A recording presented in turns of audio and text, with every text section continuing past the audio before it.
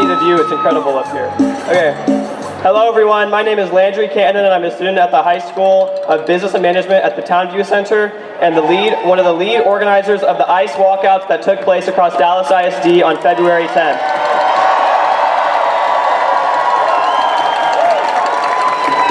To clarify before I start, I am not here to represent Dallas ISD, as Greg Abbott has made it very clear through threats to our funding and his authoritative oversight that no school or district is allowed to back politically empowered student movements. I would also like to add that the same goes for teachers. And while in 100% honesty, no teachers or staff helped me organize the walkouts or write this speech, it is only because of my public school education that I have the knowledge and sensibility to come to my own conclusions about the current state of our country and decide for myself that what I see happening to my Latino, Black, and queer peers is unjust and unacceptable. Who I am allowed to thank under this current state and national administration is my classmates. To any student who participated in a walkout, I want to say directly to you that it is only because of your courage and north-facing moral compass that our message was heard as loudly and as clearly as it was. And to any student seeing this who was unable to walk out, whether it be because of attendance, fear of ICE presence, or your parents simply didn't allow it, know that we appreciate your support just as much, even if it was just as simple as reposting a flyer or helping us make signs. While the walkouts did create quite the spectacle and attract national news, as it was the largest student walkout Dallas ISD has seen in recent history, we must keep the why at the forefront. We did not, as many like to believe, walk out to skip class or give the finger to the establishment. We walked out united under one simple truth, and that is that what ICE is doing to our peers, our neighbors, and our family in Texas and across the country is wrong. It is never right to snatch people off the streets or in their homes or places of work and worship.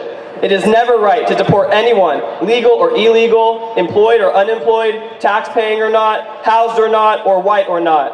It is never right to hold anybody in U.S. custody without due process and the dignity of a fair trial, especially if in custody means a detention facility where men are packed in like dogs, where women are assaulted and not given proper medical attention, and where children go weeks without hearing from their parents or knowing where they are or attending school.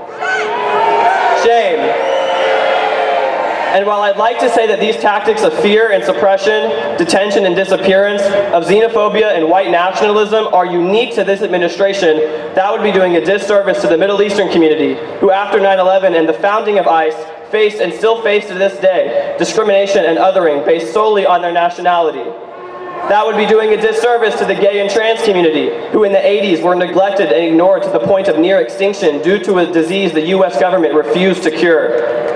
That would be doing a disservice to the Japanese and broader East Asian community, who during World War II were treated as national security threats simply for existing and held in prison camps for committing no crimes at all. Is it starting to sound familiar yet? These would be doing a disservice to the Black community, who in every decade of our country's history have been no strangers to the type of policing and authoritative tactics we see ICE employing today. All this to say, it's Latino people today, but yesterday it was Middle Eastern people, the day before that it was queer people, the time before that it was Japanese people, and for all of history it has been Black people, and countless other minority populations I have not been able to name. The American minority steamrolling machine is a vicious one, and if you haven't been squished yet, it's only a matter of when, not if.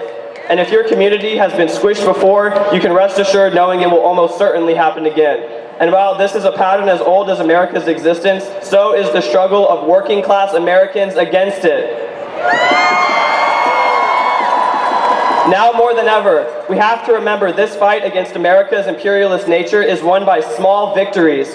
It's won protest by protest, dollar by dollar, impeachment by impeachment, and amendment by amendment. Now more than ever,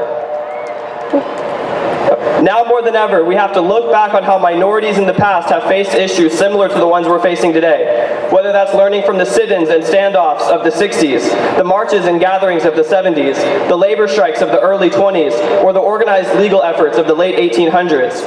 Now more than ever, we have to keep our eye on the prize and remember what victory looks like. Victory looks like people of color being able to walk the streets without fear of returning home.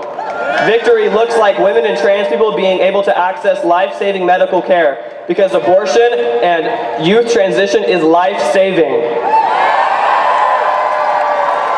Victory looks like owning the means of production and operating your company under a union. Victory looks like seeing a forest sprawling untouched by corporate hands and an ocean filled with nothing but thriving organisms. Victory looks like democracy, where voters are not playing chutes and ladders to find a polling station, and where Congress people are held accountable for insider trading and putting the concerns of foreign states above the needs of tax-paying American residents. Victory looks like stillness, where we can go to sleep at night knowing no news of a new oil war or toppled hospital in Gaza will arrive overnight.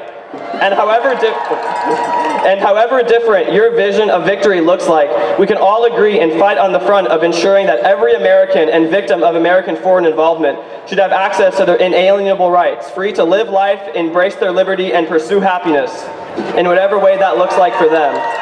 As it is not our right to police how people live their lives, but our duty to ensure that they can live it safely and without persecution. Before I leave here today and march amongst you all, I also stand here as a passionate photographer, and I would like to speak directly to anyone with a phone, camera, or media personnel here today. Sometimes it is not enough to take a photo. Sometimes a situation arises where the only solution is to put your body in between the oppressed and the oppressor. And in that moment, I hope all of us as artists, activists, and professionals have a strong enough backbone to save someone's life rather than take a photo of them dying. Thank you all so much for your time. A special thanks to my mom, Rachel and Cheryl Griffin Allison, my classmates and fellow organizers at the walkout, Richard, Thomas, Toby, Reese, Rita, and Kat from Booker T. I would also like to thank my friends and mentors over at the Party for Socialism and Liberation, and all the incredible people at Indivisible Dallas who helped make this possible. Thank you so much.